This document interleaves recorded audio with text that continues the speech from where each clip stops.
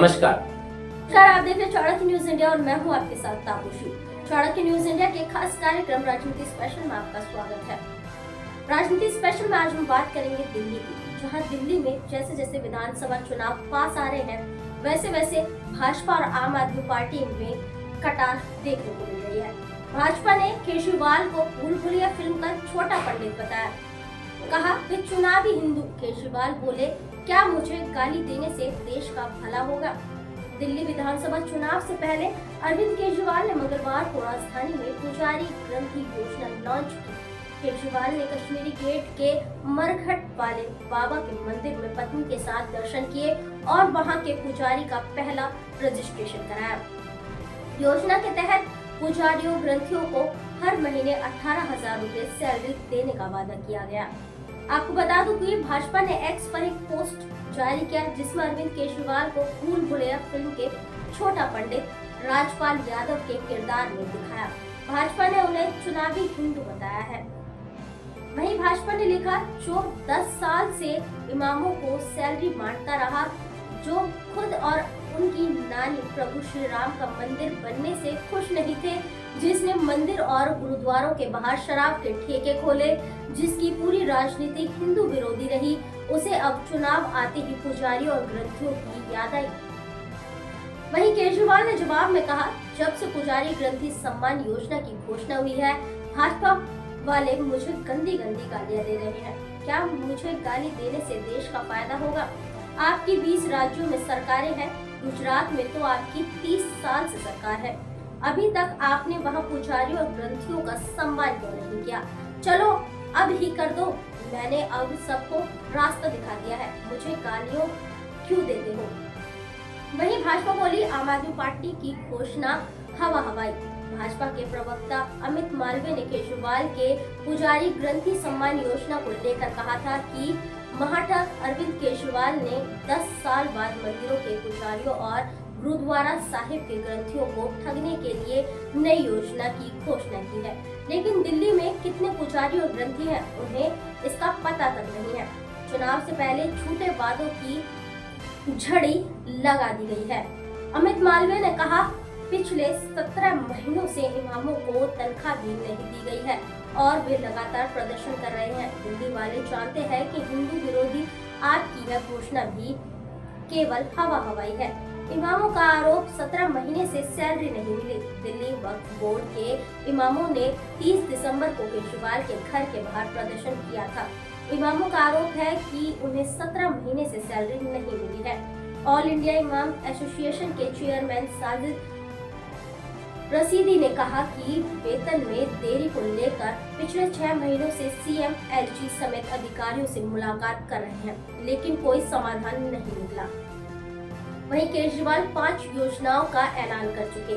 30 दिसंबर अरविंद केजरीवाल ने press conference कर कहा, अगर हमारी सरकार फिर से आती है तो हम दिल्ली के पुजारियों और ग्रंथियों को हर महीने 18,000 रूपए सैलरी देंगे। रजिस्ट्रेशन 31 दिसंबर से शुरू होगी। 18 दिसंबर बुजुर्गों के लिए संजीवनी योजना अरविंद केजरीवाल ने घोषणा की कि 60 साल से ऊपर के बुजुर्गों का मुफ्त इलाज होगा। केजरीवाल ने साफ किया कि ये इलाज सभी बुजुर्गों के लिए मुफ्त होगा, चाहे वो किसी भी कैटेगरी में आते हो। 12 दिसंबर को महिलाओं के लिए महिला सम्मान योजना, महिलाओं को हर महीने 1,000 रूपए देने का ऐलान किया। इसे महिला सम्मान योजना का नाम दिया गया। 18 साल की उम्र पूरी करने वाली हर महिला इस स्कीम के दायरे में आएगी। चुनाव के बाद रकम को बढ़ाकर 2100 रूपए किया जाएगा। वहीं 10 दिसंबर को ऑटो चालकों के लिए 4 ऐलान। केजरीवाल ने ऑटो चालक की बेटी की शादी के लिए 1 लाख रुपए, होली दिवाली पर वर्दी बनवाने के लिए 2,500 रूपए, 10 लाख रुपए का लाइफ इंश्योरेंस और 5 लाख का एक्सीडेंटल इंश्योरेंस देने का ऐलान किया। बच्चों की कोचिंग का खर्च भी दिया जाएगा। वहीं 21 नवंबर को 5 लाख लोगों को हर महीने 2500 रूपए तक पेंशन, बुजुर्ग की पेंशन स्कीम को दोबारा शुरू करने का ऐलान किया। स्कीम में 80,000 नए बुजुर्गों को और जोड़ा गया। पहले 4.50 लाख लोगों को इस स्कीम का फायदा मिलता था, अब 5 लाख से ज्यादा इसके दायरे में आएंगे। पंजाब सरकार बोली डल्लेवाल बातचीत के लिए तैयार। सुप्रीम कोर्ट ने डल्लेवाल को अस्पताल में भर्ती कराने के लिए 3 दिन का वक्त दिया। खनौरी बॉर्डर पर 36 दिन से आमरण अनशन पर बैठे किसान नेता जगजीत डल्लेवाल को अस्पताल में भर्ती कराने के लिए पंजाब सरकार को 3 दिन की मोहलत मिल गई है। मंगलवार को सुप्रीम कोर्ट में जस्टिस सूर्यकांत और जस्टिस सुधांशु धूलिया की बेंच ने इसकी सुनवाई की, जिसमें पंजाब सरकार ने कहा कि कल पंजाब बंद था, जिस वजह से ट्रैफिक नहीं चला। इसके अलावा एक मध्यस्थ ने भी आवेदन दिया है, जिसमें कहा गया है कि अगर यूनियन हस्तक्षेप करती है तो डल्लेवाल बातचीत के लिए तैयार है। जिसके बाद सुप्रीम कोर्ट ने पंजाब सरकार के समय मांगने के आवेदन को मंजूरी कर लिया। इस अवमानना मामले की अगली सुनवाई अब 2 जनवरी को होगी। इससे पहले सुप्रीम कोर्ट ने 28 दिसंबर की सुनवाई में पंजाब सरकार को 31 दिसंबर तक का टाइम दिया था। सुप्रीम कोर्ट में पंजाब के एजी गुरविंदर सिंह कल 2 चीजें बीच में आ गई। पंजाब बंद था, जिस वजह से कल सोमवार को ट्रैफिक बिल्कुल भी नहीं चला। एक मध्यस्थ ने भी आवेदन दिया है, जिसमें कहा गया है कि अगर यूनियन हस्तक्षेप करती है तो डल्लेवाल बातचीत के लिए तैयार है।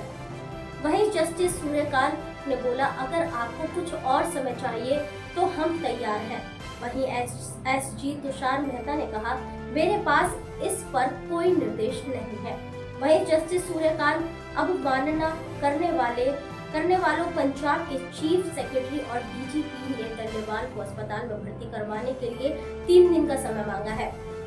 एडवोकेट जनरल ने भी मौखिक तौर पर कुछ स्थितियां बताई है, जिसे देखते हुए डल्लेवाल को भर्ती कराने के आदेश को लागू करने के लिए कुछ और समय देने की अर्जी मंजूर कर जाती है। अधिकारियों की कोशिश बेकार गई। कोर्ट के आदेश के बाद पंजाब पुलिस ने किसानों और डल्लेवाल को मनाने की काफी कोशिश की। 29 और 30 दिसंबर को रिटायर्ड एडीजीपी जसकरण सिंह के साथ पटियाला पुलिस के सीनियर अफसरों को भेजा गया। उन्होंने किसान नेताओं और डल्लेवाल से भी बात की, लेकिन वे राजी नहीं हुए। रविवार की रात पुलिस ने तैयारी भी की थी, लेकिन किसानों को भनक लगने के बाद जबरदस्ती ले जाने की कोई कार्रवाई नहीं की गई। आज की राजनीति में इतना ही। और भी राजनीतिक मुद्दों को लेकर के मैं फिर लौटूंगी, तब तक के लिए धन्यवाद।